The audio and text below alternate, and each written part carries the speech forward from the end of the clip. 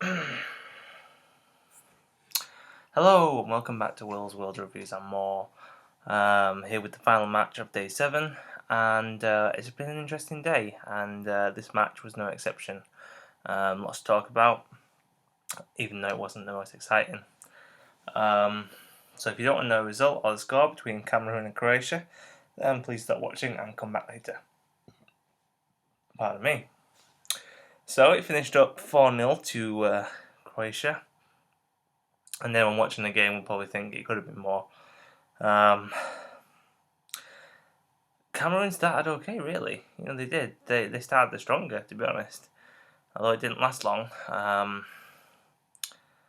Makanju, he started brightly and caused a bit of a problem for the Croatia defence, as well as Abubakar. But in the end, it was Croatia went ahead through Olic. A good finish from quite a prolific man, so you can't really complain with that. And then, of course, everything changed when Song did that weird hobo thing, and I think it was on Mandzukic, yeah, and got sent off, and that kind of ruined the game really for anyone who actually wanted a decent contest, and let Cameroon down, of course. And from what I can gather, their team is just—it's not even a team. You can't even call it a team. There was disputes apparently before they got on the plane about the bonus system. These footballers are not bothered about actually winning the World Cup. They're more bothered about what's going off, how much they're getting paid and stuff. And you can see at the end it was Asuakato and Makanju having a fight with each other. So it's like, what is the point, really?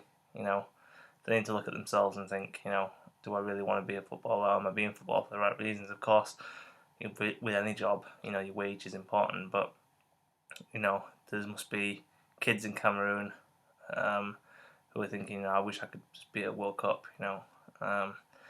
Maybe that's what they need to do. They need to look to youth. Get rid of Eto'o as well. He was probably a bit of a troublemaker. Song, obviously, he's not even done that well for Barcelona, to be honest. So looking at that really. So that kind of saw that go, and then you got Perisic got a goal after an Itangi mistake, and from there on it was really just a procession. Mandzukic got 2 goals. Both of them good finishes. Perisic was probably the best player on the pitch. His finish was really, really, really neat. Mandzukic had two decent goals as well. Was impressed by Eduardo when he came on.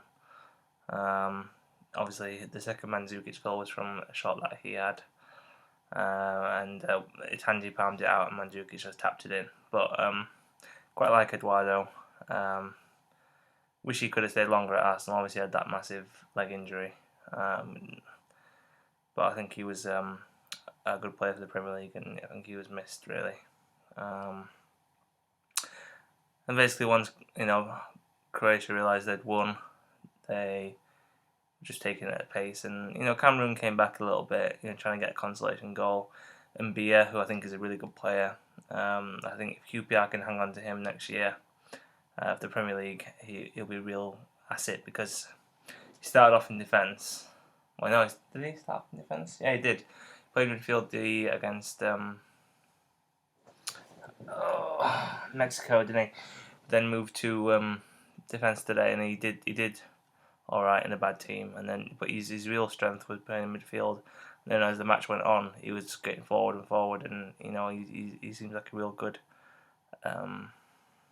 prospect for QPR. I'd put him in that kind of central midfield role, maybe box to box kind of thing. And whereby the chance as well after a decent pass from Asuakato, who obviously also played for QPR last year, on loan from Tottenham. Modric and Rakitic were pretty absent, really, to say that it was 10 men against 10 men, and didn't really do much, to be honest. But I'm sure they will come into fruition in the final game.